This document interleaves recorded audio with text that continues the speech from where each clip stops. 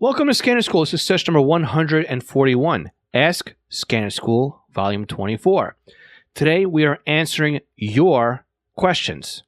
Before we start this week's podcast, I'd like to take a moment to thank our Patreon supporters. Patreon is a month-to-month sponsorship platform. We have 3 different support tiers, each with different benefits. But the most valuable tier is our $5 a month tier. This equates to sponsoring the podcast for about $1 per episode. Now, not only do our $5 Patreon supporters receive the podcast early, but they also receive a commercial-free version of the podcast delivered directly to their podcast player. Some may say that the included Squelchy sticker pack that is mailed to your home is the best benefit of the $5 level, but I think it's the community or the club that is growing at this level. You see, we meet once a month on Zoom, and we have a roundtable discussion about scanning, ask questions, offer advice. Some of the members are answering other people's questions, and we just talk with our fellow Scanner School classmates. This is an exclusive group for our $5 Patreon members. Now, again, if all this wasn't enough at that level, you'll also receive discounts to upcoming Scanner School courses and offerings. Now, you can help support Scanner School by going to www.scannerschool.com/Patreon or www.scannerschool.com/support. Now, I'd like to thank all of our Patreon supporters at all levels, and they are Craig Harper, Dan, Ed Walsh, Eddie K., Edward Dufour, Glenn Bryden, Guy Lee, James Felling, Jeff Block, Jenny Taylor, John Goldenberg, Ken Newberry, Kenneth Fowler, Mark Thompson, Mark Beebe, Michael Kroger, Paul Teal, Raymond Hill, Richard Armstrong, Ronnie Bach, Sal Marandola, Scott Vorder, Signals Everywhere, Tim Mazza, Ted Glendy, and Willie Marcan. Now let's start the podcast.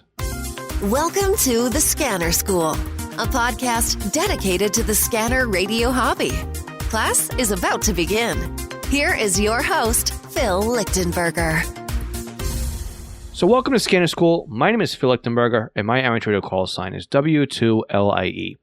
If this is your first week joining us for class, or if you're already a weekly listener, welcome back to this week's podcast. This is an Ask Scanner School podcast. This is what we do the first Tuesday of every month. I answer your submitted questions. And you can submit questions different ways. The best way, though, to do so is to jump onto our voicemail platforms, either by SpeakPipe or our local 516 number here in the United States. So, again, if you go to scannerschool.com/ask, you could submit your questions using the SpeakPipe link, which will basically allow any device with a microphone to record a question. We can put that onto the podcast. If you don't want to do it that way, you like using your phone instead, you can give us a call, 516-308-2885. Submit your questions, and again, we'll play them back here on the podcast and answer your question. Now, if you leave us a voicemail, again, by going to SpeakPipe or using our local number, I'll put you in the running for a free tutoring session. Now, the tutoring sessions are an hour long, and we use Zoom, and it's basically a remote screen share, and I can answer any questions you have. Basically, like I'm sitting side by side, screen sharing, telling you what to click on, or you can watch me do the thing on my side. It's up to you and whatever your needs are. If you want to just hire me straight out and sit down with us and do a tutoring session that way, you can go to scannerschool.com/tutoring, and you can book me for an hour session that way as well. As you know, I love helping you with your scanner questions. That's why we got the podcast, and that's why we have segments like this. So we have a couple of voicemails already to start with, then we'll get to a couple of emailed in questions. Now, again, scannerschool.com/ask to get the voicemail numbers. Also, to submit it, if you're a little bit mic shy, you can do so by just submitting us a question that way, or even sending me an email. All right, on to our very first question. Good afternoon, Phil. Jim Peruta calling. I'm calling today because I'm setting up a Zello feed with a P25 system using my Uniden 396 XLT, I think it is. Under the systems, I see a setting for set hold time for P25. I'm just wondering what that's all about, and maybe you can explain it to us. Thank you very much. I look forward to your answer. Hey, Jim. Thanks again for asking another question this month, and a really great question, too. So we all know delay time in the scanner, right? That's the amount of time that the scanner will hold on a talk group or a frequency. That's the delay time before the scanner resumes going back into scan mode. Now, there's also a hold time or set hold time that you're talking about here. This is the amount of time that the scanner stays in that system before moving on to something else. Great example of this is my local New York State troopers. They use duplex to transmit. So the base station will transmit on one VHF channel. The cars will transmit on another VHF channel. This gives you a great opportunity to miss conversations if you don't use the hold time in your scanner. I usually set the hold time to about 3 or 4 seconds, and what that does is after a transmission ends on one of the frequencies, now again, I set my delay time to 0 here, the scanner will sit there for 3 or 4 seconds and just loop through New York State Police Troop L, which is here on Long Island. If, of course, it comes up with another hit or an active frequency, it'll monitor that frequency. And then as soon as the carrier drops, because I set my delay time to 0, the scanner will start the whole time all over again and go through that system and sit there and scan through for the 3 or 4 seconds that I've set it for. Again, this works really well with duplex systems or simplex systems, whereas you need to move on to a frequency right away, but you don't want to leave the bank. For example, what I used to use to kind of get around this in older scanners, say like the 785D or anything that didn't have a hold time in the bank scan or something like that, was I would repeat these channels over and over and over again in the scan list. So if I had 100 channels in the bank and I only had 10 to program in, well, obviously I would repeat these 10 frequencies or these 10 memory locations 10 times in the scanner with the hopes that I would catch another transmission. The problem is this would work great if you got a hit, say, on the first 10, and then the scanner would go back to scan mode, and maybe by the time the transmit would come back on again, you would probably be at the end, or the tail end of that bank anyway, because of how many channels per second a scanner could handle. So this is something that the dynamic memory on the Uniden scanners do a great job at helping you tweak what has to happen in the scanners. So again, your delay time is how long your scanner sits and holds, or that's bad terminology here. A delay time is the amount of time that the scanner will delay going back into scan mode after a transmission ceases on conventional or trunking. The hold time works on the system, and it's the amount of time that the scanner will hold within that system before going on to another system. Jim, great question again, as always. And thanks again. And hopefully you've got some more, because I love answering your questions. All right, let's go on to the next one. Hi, Phil. It's Les Jameson. I have a question for you. I'm having a problem with my using 436. For some reason, every third day, I can't pick up Toronto or Peel region fire and Trash and Peel, and fire in Toronto and ambulance in Toronto. Tonight, I'm only hearing ambulance, not fire.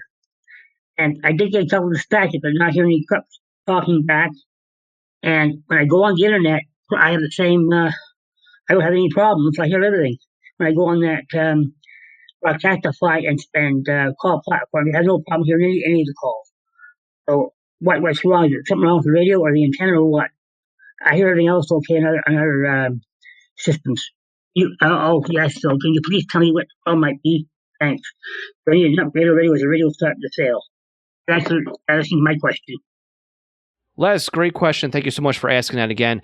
So you've got a textbook description here of a trunking system that is rolling its control channels every day, and you're missing a control channel in your radio. This sometimes happens when a new frequency is taken off the voice channel list and added into the alternate control channel list, or maybe they've scrambled some channels around a bit and reordered them. So a perfect case of this was happening a couple years back in East Hampton, New York. We had somebody that had the exact same problem. He would say like every sixth day he couldn't lock onto the trunk system out there, and he couldn't figure out why. Well, it turns out that they added a new frequency into the pool, and every day that controller would go and step through each control channel on that system. And it just so happened that on every 6th day, it was a frequency that he did not have programmed into his scanner. So my advice to you, Les, it's a simple fix. Make sure you have every single frequency for that site that you're monitoring in your scanner.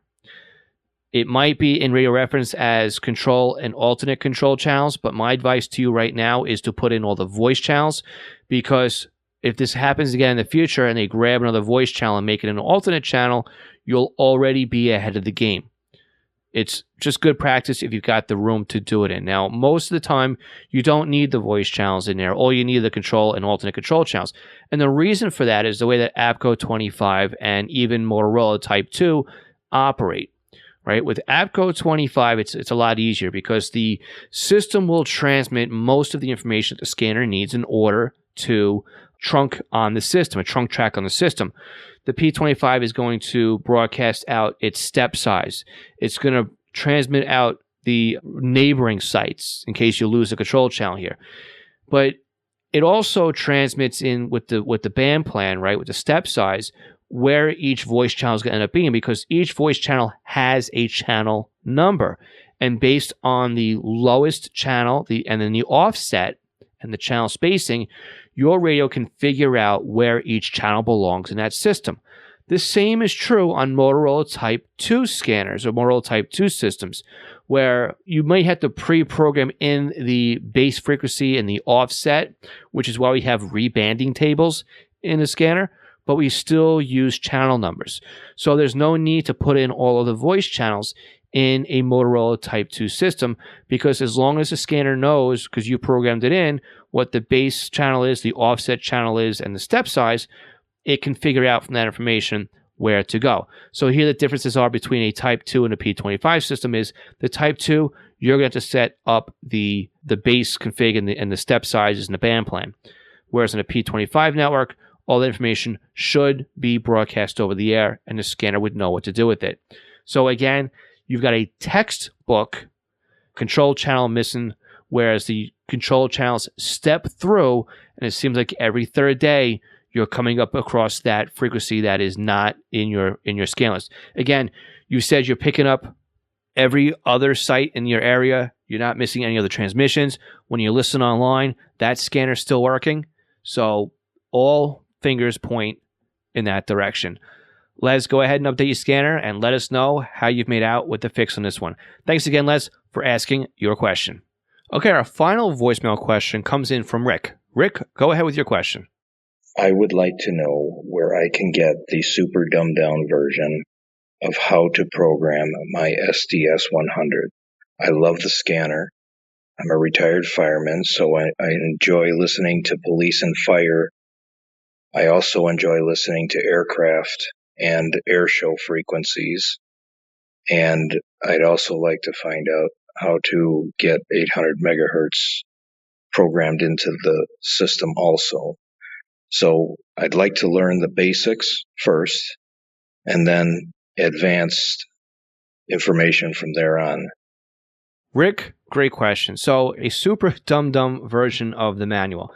Well, I don't know how super dumb it would be, but it is going to be a very simple step-by-step guide, taking you from basically unboxing the radio into being so involved in knowing how everything works inside the radio that is going to be a monster course. Now, this is a teaser on something that I will be working on after I get my SDR class up and running. Now, again, I'm working on this very slowly with the SDR class. It will be published really soon. I promise everybody that. It's just so overwhelming to make your very first course, let me tell you. But I do have plans to make an SDS 100 course, an SDS 200 course, a Unit and Sentinel course, and we'll go backwards from there and do a 536, a 436, TRX1, TRX2, right? We're going to cover all these radios and make courses for all of them. The thing here with the SDS 100, 200, this is a beast of a radio, and in order to take it apart and dissect the manual and to learn how I can teach it is challenging in itself, because it is a very complicated radio when you're not used to using a scanner like this. So that's the mindset I have to be in. Now, again, I am looking forward to building this course. It's going to be a monster course, but again, it's going to baby step its way through the system. So with that said, in the meantime, where else can you find a very entry level or an idiot's guide to the SDS 100 or 200? The best example out there would be markscanners.com. You can go to markscanners.com, or it might even be new.markscanners.com. Now, again, we'll put a link in the session notes on the podcast. And you can go and read it. He's called it the Easier to Read SDS 200 Manual. And you can go in through there and pick out all of the information you need on the scanner. And what's nice about Mark Scanners, not only is it a free resource, but everything in there is hyperlinked. So if you're going through the glossary, you can just click on the item that you need help with, and it will take you right to it. The other thing is, too, is because it's a text-based document, you can just hit find in your browser and even just type in the term of what it is you're looking for. And the website will take you right there, basically, because you're searching through your browser at that point. So again, probably the best location to get information to right now, before I make my course, of course, is markscanners.com. Great resource, and I highly recommend it. Now, again, if you need a little bit more help with it and you want some one-on-one, again, my tutoring is available, scannerschool.com/tutoring. And hopefully by the beginning of 2021, if we survive the year 2020, we'll hopefully have the SDS 100 and 200 training courses almost ready to be published at that time. I've got a lot on my desk right now, and the number one thing right now is the SDR training class, and I'm happy to say I have it completely mapped out now in the course catalog or the course platform. So all I have to do now is start making and publishing the stuff. So it's getting closer to being a reality here on that as well. So Rick, again, great question. Mark Scanners would be your best answer for now. And again, if you need more one-on-one help, you can always get us on the tutoring platform as well. Rick, again, thanks again. And we got 2 more email questions right after this break.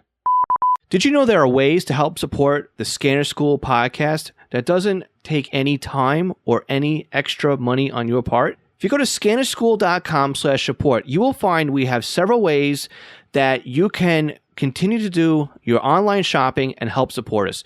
We have links to Amazon. If you click on our link before you go to Amazon, anything you buy from there will help support Scanner School. Now, if you're in the market for a brand new scanner, an antenna, other accessories, we have links to Scanner Master, where you can not only purchase a scanner and accessories, but you can also get your radio programmed. And by clicking on our link before you buy, you are helping to support the podcast.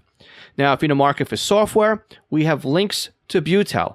And if you want something new to you, we also have links to eBay. Again, just go to scannerschool.com/support before you make your purchases, and you are helping to support Scanner School at no additional cost to you. This session of Scanner School is sponsored by East Coast Pagers. Now, East Coast Pagers is one of my online companies, and we are a Unication, Apollo, and Swiss phone dealers serving the North American market. Now, if you're looking for a personal use pager or one for your department, we can get you a quote at the very best prices. So why does a company like East Coast Pagers support Scanner School? I think that every scanner radio user should at least put one pager in their collection of radios. The reason why is very simple. It frees up your scanner to just do scanning, and then you have one radio that's dedicated to your local fire activity. Now, with a pager, you can have voice storage. You can do tone outs. You can keep it silent. You can go back the next day and listen to what you've missed overnight. It's more than you can do with an out-of-the-box scanner. And with today's pagers having multiple frequencies and even having multiple channels in a scan list, like the Unication G1 can do 8 channels in a scan list. It has 64 memory channels, and out of the box, it comes with 11 minutes of stored voice and a desktop charger. The G2s to G5s, they do P25 Phase 1 and Phase 2 in simulcast environments with stored voice, paging on conventional NP25. Oh, and they're upgradable too to DMR Type 1 and Type 2. They are more rugged than today's consumer-based scanners. And with a pager like a Swiss phone S-Quad, you won't even realize you're wearing one. It'll help keep you informed as to what's going on in your neighborhood. So again, eastcoastpagers.com or contact me directly, phil@eastcoastpagers.com.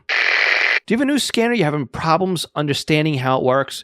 Maybe you're new to the entire Home Patrol database of programming and you can't figure out Sentinel. Did you get a new SDR and you're trying to figure out how to install it, or you want to learn how to use Unitrunker, DSD Plus, maybe set up a PieAware, or even just make some changes and you don't understand how the system and the equipment works? The podcast might be great for you, but maybe you need a little bit more of one-on-one help with setting something up. I'm available to do just that with you with our private tutoring sessions. You can book me online by going to scannerschool.com/consulting for a 1-hour session. And it's great because we can actually share computer screens remotely, and I can guide you through step by step as if I was sitting right next to you. So again, book me for an hour at scannerschool.com/consulting for your Scanner Radio one-on-one tutoring session. National Communications Magazine is your personal library of scanner, CB, GMRS, FRS, MURS, and two-way radio articles written by the best minds in the business over the past 3 decades. Your NatCom personal online access account allows you to download the newest issues of America's Hobby Radio magazine, as well as back issues too. So visit natcommag.com to download your free sample issues and sign up today. That's natcommag.com for National Communications Magazine. Okay, so the first emailed question that comes in from the webs is from Alan Dumas. Alan says, I've been listening to Police Scanner for a long time, and I enjoy it when I have the time. The end of this year, I am planning to retire and will have time to play with it more. I plan to update my hobby by getting a base scanner and a new antenna. I have a handheld scanner radio right now, and I want to update. I'm doing right now is research on what products that are out there. I do need advice on the products that is good and not so good, and I'm looking forward to hearing from you soon. Okay, so Alan and I kind of bounced back and forth, and we asked what he was looking at. Of course, Alan, best of luck with your retirement. And it turns out that Alan wants to focus on an antenna, primarily a Yagi, because he's looking at doing trunking, and he's looking at basically picking up an area that's about 20 miles away from him. So what we are looking at here is a directional antenna that he's going to keep up in his attic space, and also some decent coax. So let's look at the coax first, because this is probably where you'll spend the most amount of money and you'll get the best bang for your buck, or you'll get the best return on your investment when it comes to the coax. Because again, there's no sense in putting a supercharged engine in your racer if you're just going to put bicycle tires on it, right? You're never going to get any traction. The antenna would be your engine.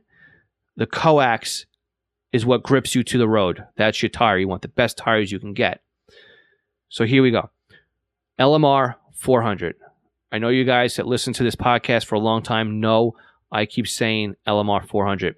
That is the coax that I would strongly recommend. So why LMR 400? Well, if you go back to session 30 of the podcast, we talked about coaxial cable, and there's even a bonus content if you go on that page at scannerschool.com/session 30, where you can download a coax loss chart. And LMR 400's got great performance over all the scanner bands you're going to want, and it's low loss, especially in the UHF range where you get a lot of loss on coax. The higher up in frequency you go, the more loss you get in your coax. So good quality coax helps keep the most amount of signal in your coax line. You don't want cheap coax. Now, could you go RG6? Yes, you could go RG6, but then you have an impedance mismatch because RG6 is 75 ohms, LMR 400 is 50 ohms, your radio expects 50 ohms. Is it a deal breaker? Absolutely not. But again, don't forget, LMR 400, you're going to be able to put BNC connectors or N connectors on it and get down to BNC. And on RG6, you're going to have F connectors. So that's, again, your coax for your cable TV or your satellite TV. You may need to adapt into something else. Now, again, if you're in the CCTV world, you can also attach BNC connectors right onto your RG6. Now, what happens, though, if you're running coax into the house and you need a little bit of flex on it, right? Because LMR 400 is like half-inch cable. It's not super flexible. You could run from your antenna to a good spot close to your radio as LMR 400 and then drop down to a flexible line like RG6. Like 6 feet of coax isn't going to destroy that much signal, right? short jumper just to get you from the end of your hard line to your scanner, that's perfectly fine. You could even use really garbage coax like 58 if you really had to. Wouldn't recommend it, but you could. All right.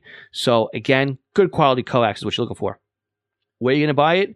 You go to scannerschool.com/coax or scannerschool.com/LMR400. We'll take you right over to Scanner Master. We're an affiliate with Scanner Master. Love dealing with Scanner Master. In fact, I was just talking to the scanner guys a couple weeks ago.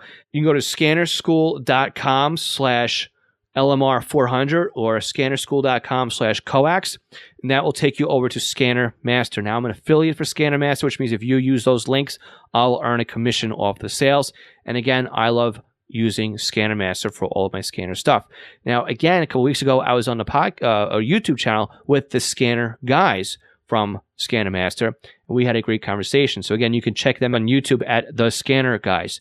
Now, again, good quality coax is just where the rubber meets the road. What about the antenna?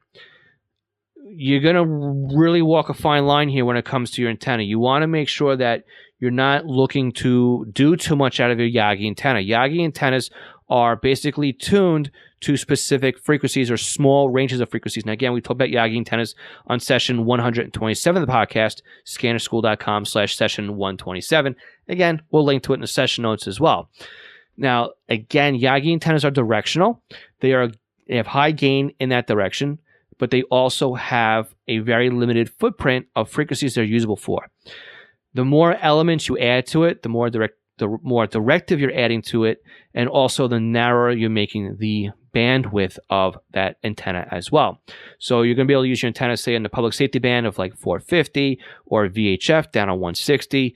You're not going to be able to do 160 and 450 at the same time on it. It's just, it may work, but may not really work all that well for you, which is why you've got log periodic antennas, which are pretty expensive, but most of the people use disc cone antennas for a reason, because they are equal opportunity offenders across a large footprint of frequencies. They have no gain on them, but they do work well when it comes to a large number of frequencies they'll work on.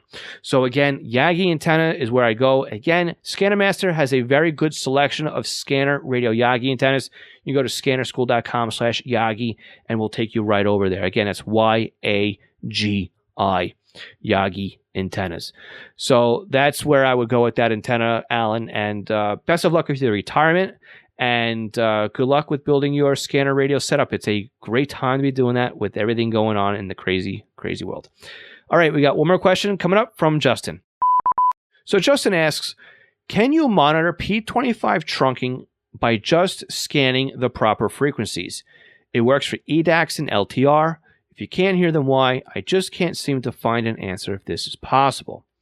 So I have a feeling that what Justin is trying to do is scan the P25 frequencies as if they were conventional. I know a lot of people were doing this back in the day before they had a trunking radio. Now, again, you'd have no idea what talk group you're listening to, or you wouldn't even follow a conversation properly, because you're always going to be bouncing between conversation to conversation. Theoretically, yeah, this is entirely possible. Just program in the frequencies into your scanner of this P25 and set them up as digital, and then just let the scanner scan that set of frequencies for P25.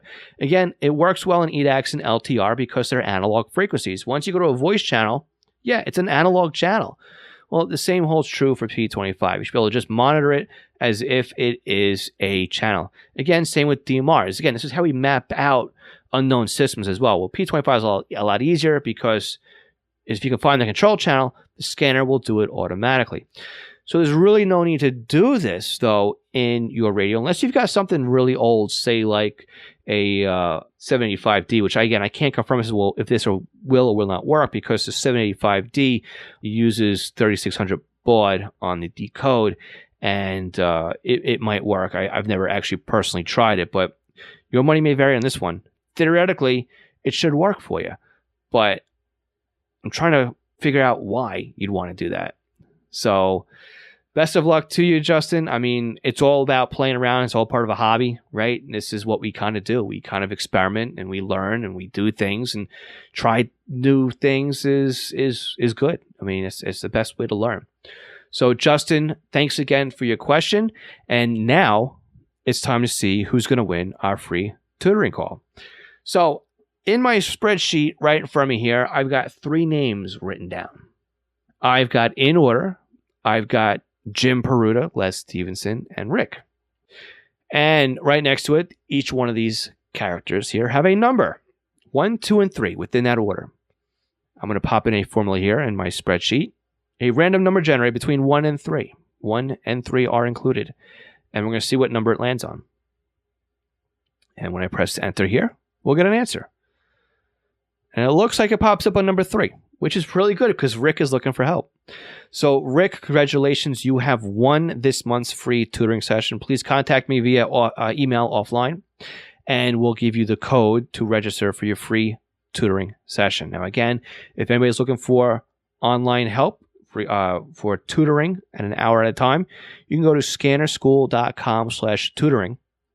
And then my calendar shows up and you pick the day and the time from that calendar, and the booking software takes care of the rest. We'll meet on Zoom and do a screen share, and we'll get through whatever is bothering you together.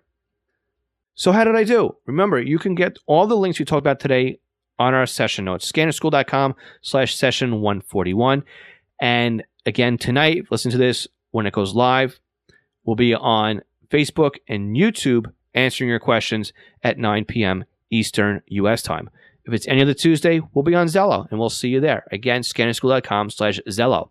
Also, please make sure you subscribe to the podcast by hitting the subscribe button on your podcast player of choice or by signing up for our newsletter on the front page of our website at scannerschool.com. And again, if you sign up for the weekly newsletter, we'll send you Scanner Radio tips and also podcast reminders right to your email. And if you enjoy this podcast, please be sure to share the podcast with your friends, those in your Scanner Radio circles, and also your favorite online forums and your favorite websites and groups. That's the best way to let other people know that we are out there and we have this podcast available. So again, my name is Phil Lichtenberger, and this is Scanner School, where we teach you everything to know about the scanner radio hobby. We'll catch you all again next Tuesday, 73.